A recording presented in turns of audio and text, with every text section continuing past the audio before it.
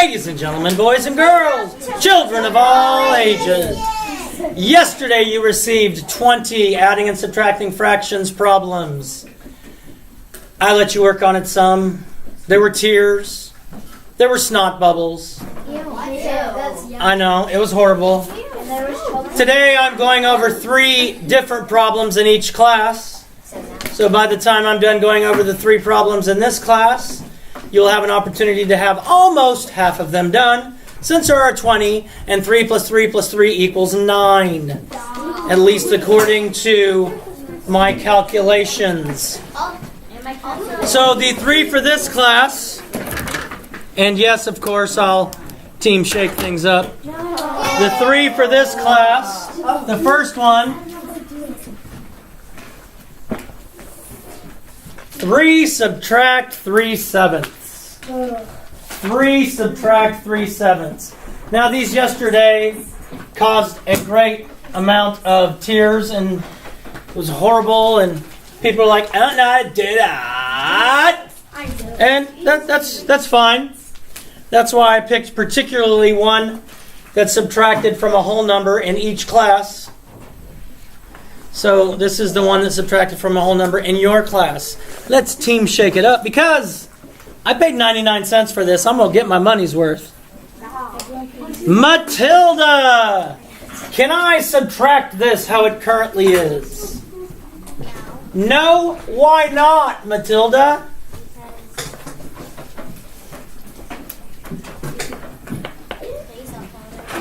Because 3 is a whole number. So I'm going to want to change 3 into some sort of fraction. I found it. 3 into some sort of fraction. Logan, how am I going to change 3 into a fraction?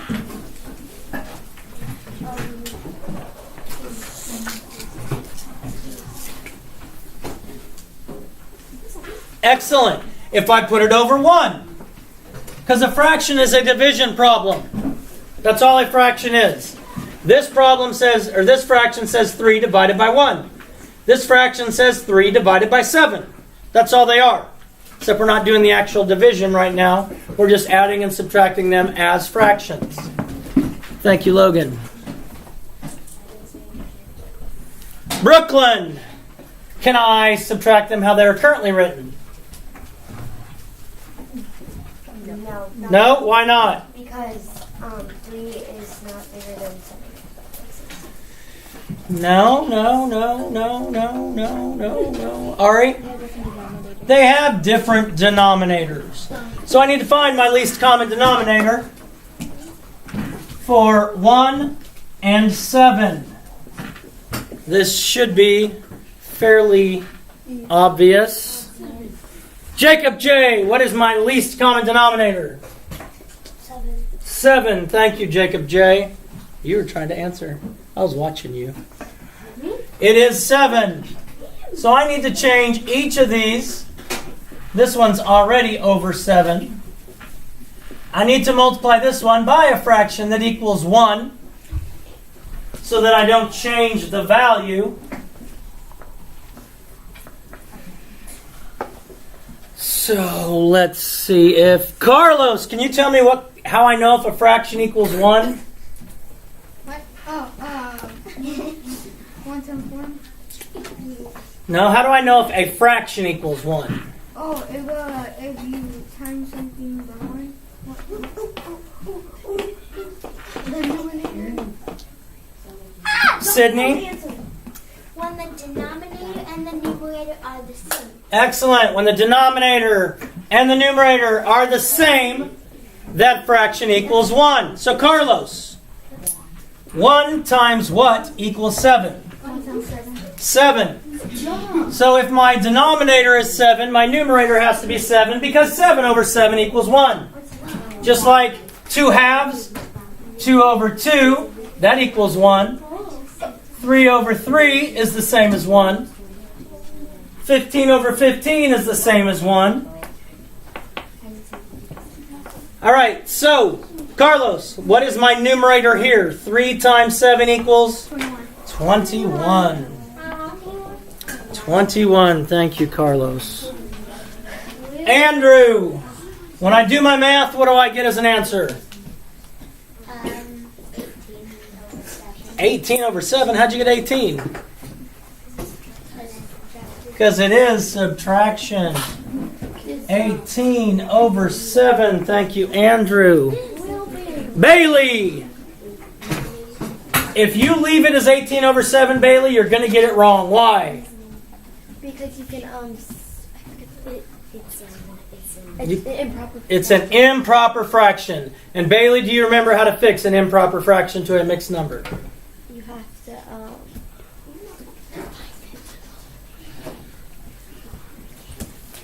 Will just whispered in your ear.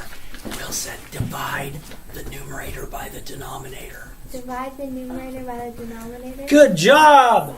So we are dividing 18 divided by 7. 18 divided by 7. Cade, how many times does 7 go into 18? 2. 2.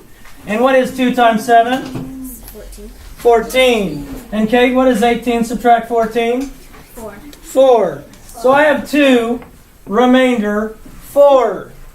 Now that is not yet a mixed number. 2 and 4 sevenths. Good job, people. I'm proud of you. I am proud of you. The second problem. 200 plus 200. Yes. That's why you Okay. need to write it down. We have 2/3 plus 10/7. Now, you'll notice on the paper you have, they're written horizontally. I'm telling you right now, and the notes you have in your journal also tell you, that writing them vertically is a much better option for you. Makes it easier to find common denominators. So, Macy, can I add these two fractions as they are currently written? Why not, Macy? They have different denominators. So I need to find the least common denominator for 3 and 7.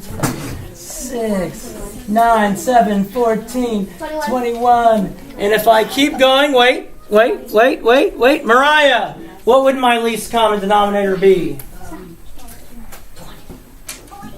21. So my least common denominator equals 21. Now, of course, you have a multiplication chart you could look at, which would make your life easy. So I need to change both of these over to over 21, because neither one of them already have a denominator of 21.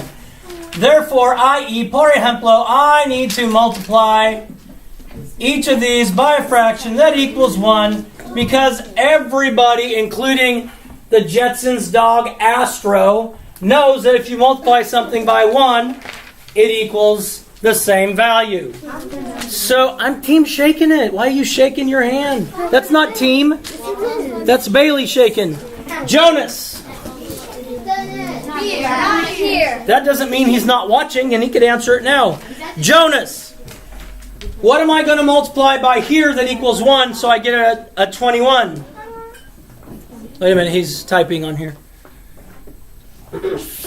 Okay, I multiply by 7 sevenths. Thank you, Jonas. I multiply by 7 sevenths. 3 times 7 is 21. So 2 times 7 is, Jonas? 14. Thank you. Isabella, what am I going to multiply by here? 3/3. Those of you yelling out across the room, please don't. So Isabella, what's my numerator? 30. And Jacob M. When I do the problem, what is my answer? 44. 44. 44 21s. 44 21s. Now, Ari, if we leave it as 44 over 21, it's going to get marked wrong. Why? It's what? Improper fraction. Okay, it's an improper fraction. Another way to say to make it to a mixed number, they may say simplify it. So that's both. And Ari, how do I change an improper fraction to a mixed number? Dividing it. Because this problem says 44 divided by 21. Exactly. So 44 divided by 21. Camille, how many times does 21 go into 44? 2 times. And Camille, what is 21 times 2? 42. 42. And what is the difference of 44 and 42? 2. So 2 remainder 2. What's it going to equal, Camille? 2 and then 2 and 21. 2 and 2 over 21. 2 and 2 over 21. That's what they got. That's what they got.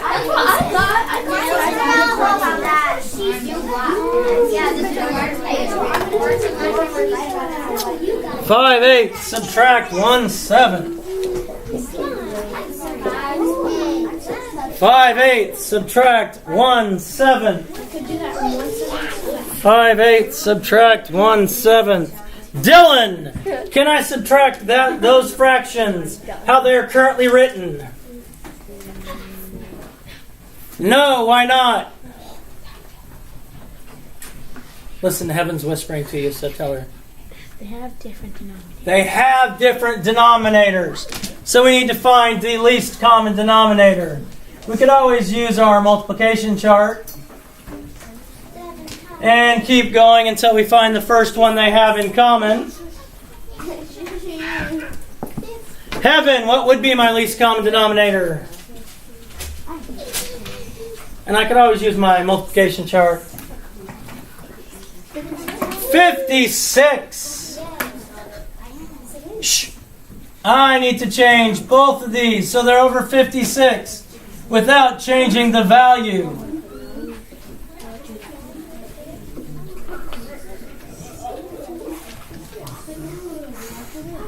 So I need to multiply by a fraction that equals 1. Will, what am I going to multiply by here? You're gonna multiply 7. 7/7. 7. And Will, what's my numerator? That is 27. 5 times 7 is? No, sorry. I mean 35. 35. That's what I meant. And let's go with my next friend. Oh, Brady's not watching this, I can tell. Alyssa, what am I going to multiply by here?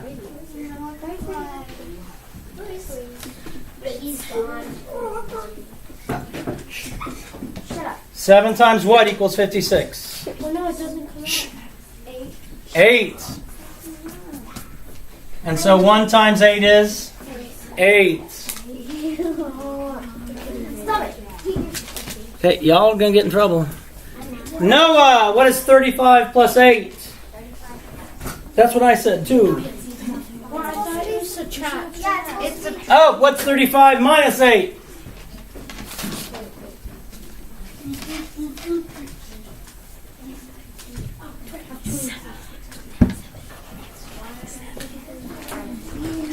Shh, let Noah think. 27. 27 over 56. Now, I need to see if I can simplify it. I can tell you right now I can't. But I want you to see how. 27 over 56. I list my factor pairs for each. 1 times 27, 2 times nothing, 3 times 9, 1 times 56, 2 times 28, not 3, 4 times 14, 7 times 8. So those are my factors of each of those. Matthew, what is my greatest common factor?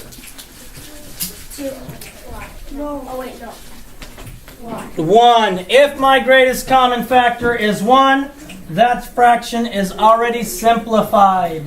I'll leave this up here while I'm letting you work. So now you can figure out how to find the least common denominator, how to find the greatest common factor. You know a fraction is a division problem. That'll help you change it to a mixed number improper fraction. You know that 4 is the same as saying 4 over 1. I'm just saying. Boom! Shakalaka, peace out. God bless. Love you. Do something kind today. Subscribe!